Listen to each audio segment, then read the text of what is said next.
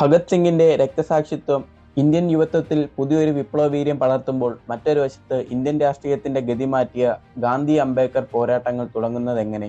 ലണ്ടനിലെ വട്ടമേശ സമ്മേളനത്തിൽ ദളിത് പ്രാതിനിധ്യത്തെ ചൊല്ലി ഗാന്ധിയും അംബേദ്കറും തമ്മിൽ നടന്ന ആ അതിശക്തമായ പ്രത്യയശാസ്ത്ര തർക്കത്തിന്റെ പൊരുളെന്തായിരുന്നു?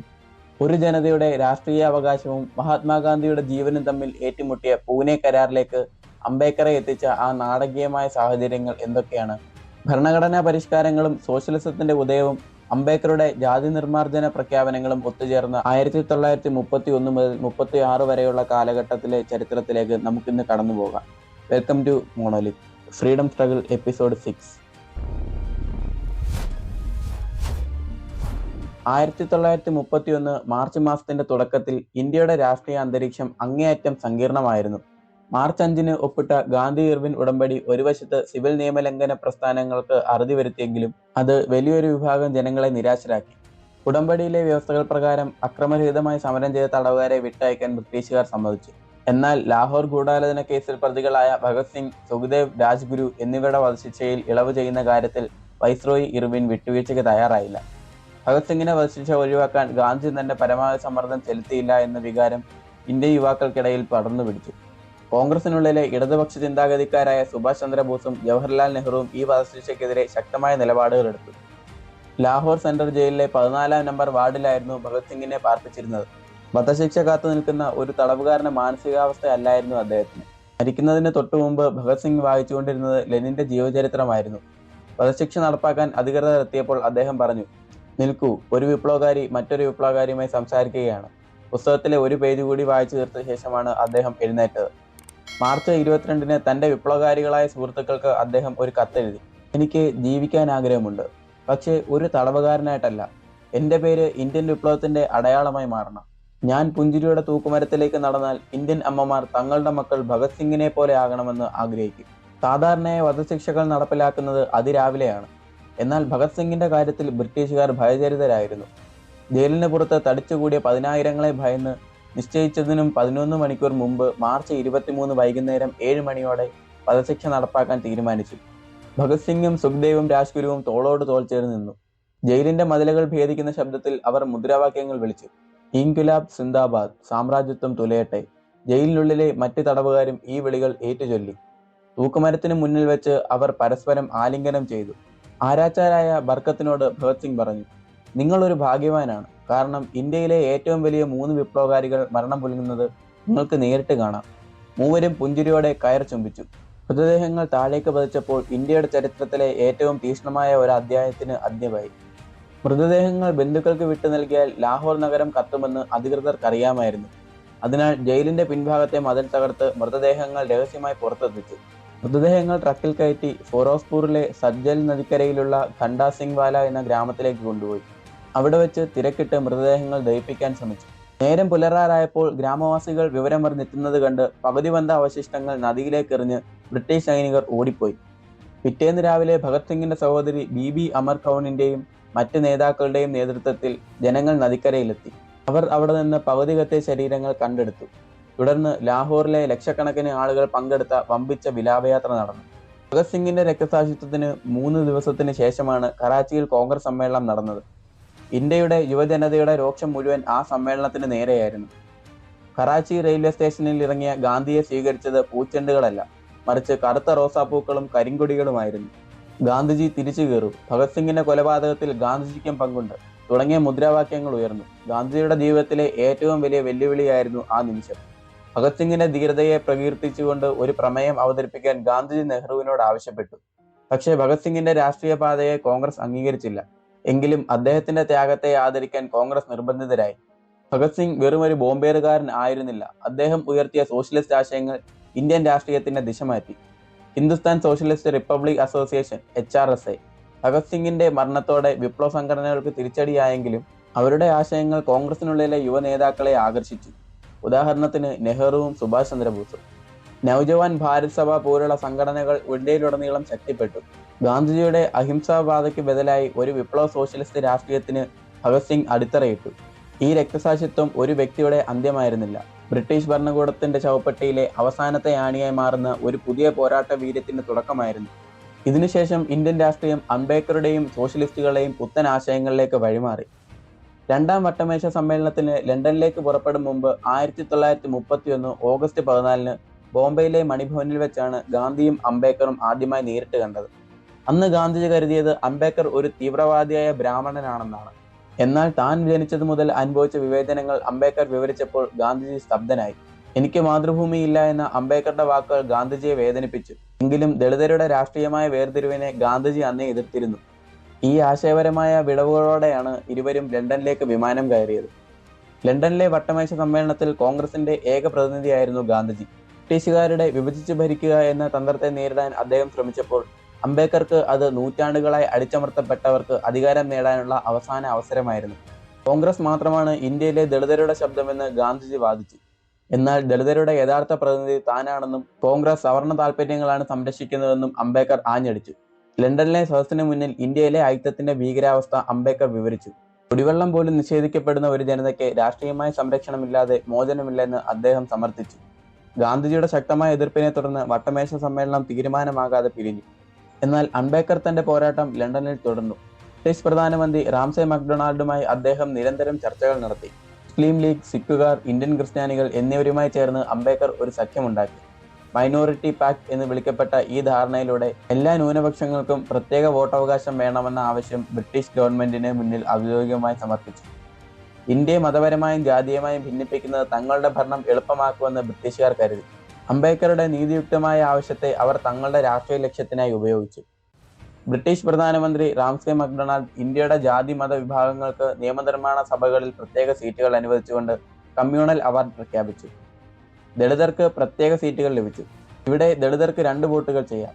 ഒന്ന് അവരുടെ സ്വന്തം പ്രതിനിധിയെ തിരഞ്ഞെടുക്കാൻ, രണ്ടാമത്തേത് പൊതു സ്ഥാനാർത്ഥിയെ തിരഞ്ഞെടുക്കാൻ. ഈ പ്രഖ്യാപനം അംബേദ്കറെ സംബന്ധിച്ചിടത്തോളം ദളിതരുടെ രാഷ്ട്രീയ സ്വത്വത്തിനേക്കുള്ള അംഗീകാരമായിരുന്നു.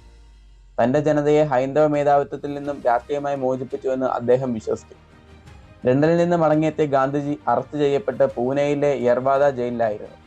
കമ്മ്യൂണൽ അവാർഡ് വന്നതോടെ അദ്ദേഹം അങ്ങേയറ്റം അസ്വസ്ഥനായി. സിഖുകാരെയും മുസ്ലിങ്ങളും പോലെ ദളിതരെ കണ്ടാൽ അവർ ഒരിക്കലും ഹിന്ദു സമൂഹത്തിന്റെ ഭാഗമായി മാറില്ല, ഐക്യം ഇന്ത്യയിൽ ശാശ്വതമായി നിലനിൽക്കാൻ ഇത് കാരണമാകും എന്ന് ഗാന്ധിജി കരുതി.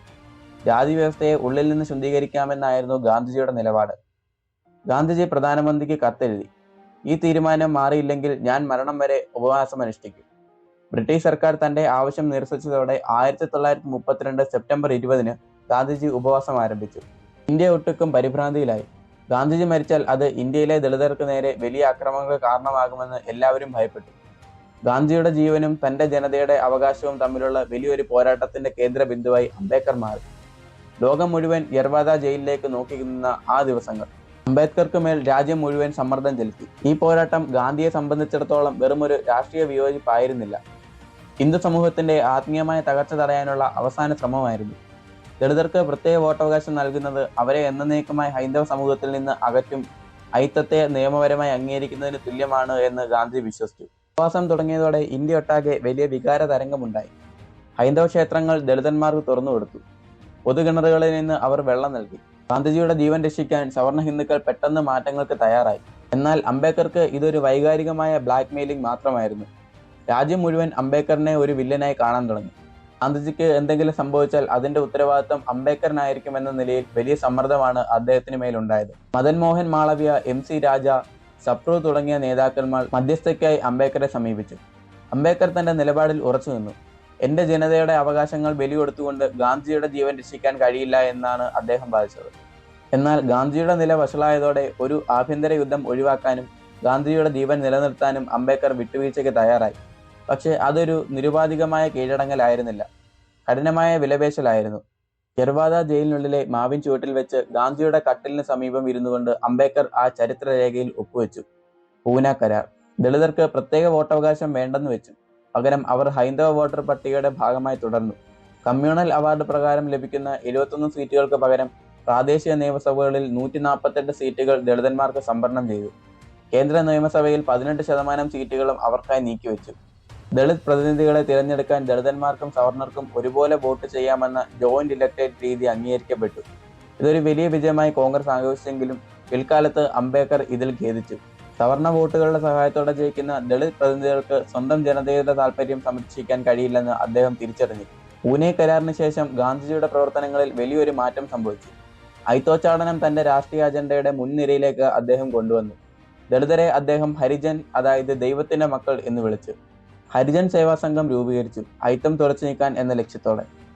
നവംബർ മുതൽ 9 മാസക്കാലം ഗാന്ധിജി ഇന്ത്യയിലുടനീളം 20,000 കിലോമീറ്ററിലധികം യാത്ര ചെയ്തു. ഐത്തത്തിനെതിരെ ജനങ്ങളെ ബോധവൽക്കരിക്കുക എന്ന ലക്ഷ്യം. ഈ യാത്രക്കിടെ യാഥാസ്ഥിതികരായ ഹിന്ദുക്കളിൽ നിന്ന് അദ്ദേഹത്തിന് കടുത്ത എതിർപ്പും വധശ്രമവും പോലും നേരിടേണ്ടി വന്നു. 1927 മഹാദിലെ ചൗദാർ കുളത്തിൽ നിന്ന് വെള്ളം കുടിച്ച് അദ്ദേഹം നടത്തിയ സമരം ദളിതർക്കിടയിൽ ഉണ്ടാക്കിയ ഉണർവ് അദ്ദേഹം ഈ കാലഘട്ടത്തിൽ രാഷ്ട്രീയമായി സംഘടിപ്പിച്ചു. ക്ഷേത്രപ്രവേശനത്തെക്കാൾ പ്രാധാന്യം വിദ്യാഭ്യാസവും തൊഴിലും അധികാരവുമാണെന്ന് അദ്ദേഹം തന്റെ അനുയായികളെ ഓർമ്മിപ്പിച്ചു. സംഘടിക്കുക, പോരാടുക, ബോധവാന്മാരാകുക, ഈ മുദ്രാവാക്യങ്ങളാണ് അദ്ദേഹം ഉയർത്തിപ്പിടിച്ചത്. സിവിൽ നിയമലംഘന പ്രസ്ഥാനം പതുക്കെ പിൻവലിക്കപ്പെടുകയും കോൺഗ്രസ് തിരഞ്ഞെടുപ്പ് രാഷ്ട്രീയത്തിലേക്ക് തിരിയുകയും ചെയ്ത കാലമായിരുന്നു ഇത്. ഗാന്ധിജി സജീവമായ രാഷ്ട്രീയത്തിൽ നിന്ന് വിരമിക്കുമെന്ന് പ്രഖ്യാപിച്ച് ഗ്രാമങ്ങളിലെ സേവന പ്രവർത്തനങ്ങളിലേക്ക് തിരിഞ്ഞു. അംബേദ്കർ ആകട്ടെ തന്റെ ജനതയ്ക്ക് വേണ്ടി പുതിയൊരു രാഷ്ട്രീയ പാർട്ടി രൂപീകരിക്കുന്നതിനെ കുറിച്ച് ചിന്തിച്ചു തുടങ്ങി. പൂനെ കരാർ ഇന്ത്യൻ സമൂഹത്തിൽ ഉണ്ടാക്കിയ മാറ്റങ്ങൾ വിപ്ലവകരമായിരുന്നു. അത് ദളിതരെ ഒരു രാഷ്ട്രീയ ശക്തിയായി അടയാളപ്പെടുത്തിയെങ്കിലും ജാതി വ്യവസ്ഥയുടെ ആഴം എത്രത്തോളമാണെന്ന് ഗാന്ധിജിയും അംബേദ്കറും ഒരുപോലെ ബോധ്യപ്പെടുത്തിയ വർഷങ്ങളായിരുന്നു അത്. വർഷങ്ങൾ നീണ്ട വട്ടമേശ സമ്മേളനങ്ങളുടെയും ചർച്ചകളുടെയും ഫലമായി 1935 ഓഗസ്റ്റിൽ British parliament government of India act പാസാക്കി. ആധുനിക ഇന്ത്യയുടെ ഭരണഘടനയുടെ ഏകദേശം 60% ഭാഗം കടമെടുത്തിരിക്കുന്നത് ഈ നിയമത്തിൽ നിന്നാണ്.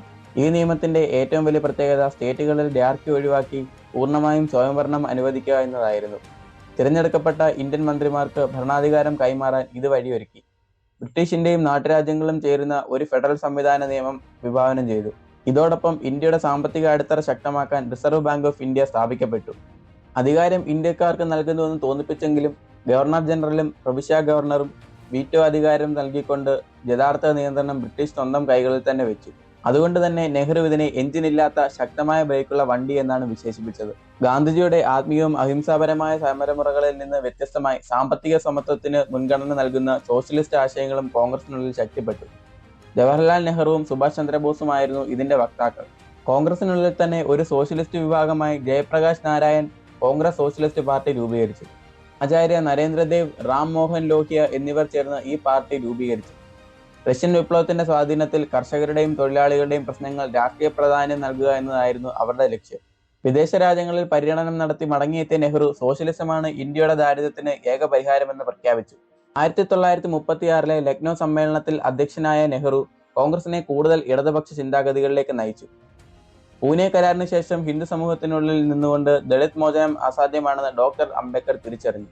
അനഹിലേഷൻ ഓഫ് കാസ്റ്റ്. 1936 ലാഹോറിലെ ലാജ്പത് തോടക് മണ്ഡൽ എന്ന സംഘടനയുടെ വാർഷിക സമ്മേളനത്തിൽ അംബേദ്കർ നടത്താനിരുന്ന പ്രസംഗമായിരുന്നു ഇത്. എന്നാൽ ജാതി വ്യവസ്ഥയെയും ഹൈന്ദവ വേദങ്ങളെയും അദ്ദേഹം രൂക്ഷമായി വിമർശിച്ചതിനാൽ സംഘാടകർ പ്രസംഗം അനുവദിച്ചില്ല. തുടർന്ന് അദ്ദേഹം ഇതൊരു പുസ്തകമായി പ്രസിദ്ധീകരിച്ചു. ജാതി എന്നത് വെറുമൊരു സാമൂഹിക വേർതിരിവല്ല, അത് മാനസികാവസ്ഥയാണെന്ന് അദ്ദേഹം ലോകത്തിന് കാട്ടിക്കൊടുത്തു. ഞാൻ ഒരു ഹിന്ദുവായിട്ടാണ് ജനിച്ചത്, പക്ഷേ ഒരു ഹിന്ദുവായി മരിക്കില്ല. അംബേദ്കറുടെ ഈ വിഖ്യാപിതമായ പ്രഖ്യാപനം ഇക്കാലത്തുണ്ടായതാണ്. ഇത് ഹൈന്ദവ യാഥാസ്ഥികരെയും ഗാന്ധിജിയെയും ഒരുപോലെ അസ്വസ്ഥനാക്കി. കേവലം സാമൂഹിക പരിഷ്കർത്താവ് എന്ന നിലയിൽ നിന്ന് ഒരു രാഷ്ട്രീയ പോരാളി എന്ന നിലയിലേക്ക് അംബേദ്കർ ചുവടുമാറി. 1937 വരാനിരിക്കുന്ന തിരഞ്ഞെടുപ്പ് ലക്ഷ്യമിട്ട് അദ്ദേഹം ഇൻഡിപെൻഡന്റ് ലേബർ പാർട്ടി രൂപീകരിച്ചു. തൊഴിലാളികളുടെയും ദളിതരുടെയും കർഷകരുടെയും അവകാശങ്ങൾക്കായി പൊരുതുന്ന ഒരു കക്ഷിയായി ഇത് മാറി. ഇത് കോൺഗ്രസിന്റെ സവർണ താല്പര്യങ്ങൾക്കെതിരായ അംബേദ്കറുടെ രാഷ്ട്രീയ ബദലായിരുന്നു. 1936 ഏപ്രിലിൽ നടന്ന ലക്നൗ കോൺഗ്രസ് സമ്മേളനം ചരിത്രപരമായ ഒന്നായിരുന്നു. ഇന്ത്യയിലെ കർഷകരുടെ ദുരിതങ്ങൾ സ്വാതന്ത്ര്യ സമരത്തിന്റെ മുഖ്യ അജണ്ടയെ നെഹ്റു മാറ്റി. സഹ്നാജ സരസ്വതിയുടെ നേതൃത്വത്തിൽ അഖില ഭാരത് കിസാൻ സഭ രൂപീകരണമായതും ഈ കാലയളവിലാണ്. ഭരണഘടനാ നിർമ്മാണത്തിനായി ഒരു കോൺസ്റ്റിറ്റ്യൂവന്റ് അസംബ്ലി വേണമെന്ന ആവശ്യം കോൺഗ്രസ് ഔദ്യോഗികമായി മുന്നോട്ട് വെച്ചു. ഇതോടെ ഇന്ത്യയുടെ സ്വാതന്ത്ര്യം എന്നത് കേവലം ബ്രിട്ടീഷുകാരുടെ പുറത്താക്കലല്ല, പുതിയൊരു നിയമസംഹിത ഉണ്ടാക്കൽ കൂടിയാണെന്ന് ജനങ്ങൾക്ക് മനസ്സിലായി. 1931 ഭഗത് സിംഗിന്റെ രക്തസാക്ഷിത്വത്തോടെ തുടങ്ങിയ വൈകാരികമായ വിപ്ലവം 36 എത്തുമ്പോൾ വ്യക്തമായ രാഷ്ട്രീയ, സാമൂഹിക, സാമ്പത്തികങ്ങളെ ലക്ഷ്യമിട്ട ഒന്നായി മാറി. ഒരു വശത്ത് നെഹ്റുവും ബോസും നയിക്കുന്ന സോഷ്യലിസ്റ്റ് ചേരി, മറുവശത്ത് അംബേദ്കർ നയിക്കുന്ന സാമൂഹിക വിപ്ലവം. ബ്രിട്ടീഷ് ഭരണകൂടത്തിനെതിരെ മാത്രമല്ല, ഇന്ത്യയിലെ ഉൾപ്പിരിവുകൾക്കും അധീനതകൾക്കും എതിരെ കൂടിയുള്ള പോരാട്ടമായി സ്വാതന്ത്ര്യ സമരം വളർന്നു. വരാനിരിക്കുന്ന 37 തെരഞ്ഞെടുപ്പിലൂടെ ഈ ആശയങ്ങൾ ജനങ്ങൾക്കിടയിൽ പരീക്ഷിക്കപ്പെടാൻ പോവുകയായിരുന്നു. ഇത്രയും നേരം മോണോലിത്ത് മലയാളത്തെ ശ്രമിച്ച എല്ലാവർക്കും നന്ദി. അപ്പോൾ ചാനൽ ഇഷ്ടപ്പെട്ടാൽ സബ്സ്ക്രൈബ് ചെയ്യുക, വീഡിയോ ഇഷ്ടപ്പെട്ടാൽ ലൈക്ക് ചെയ്യുക, ഷെയർ ചെയ്യുക. നിങ്ങളുടെ നിർദ്ദേശങ്ങളും അറിവുകളും കമന്റായി രേഖപ്പെടുത്തുക.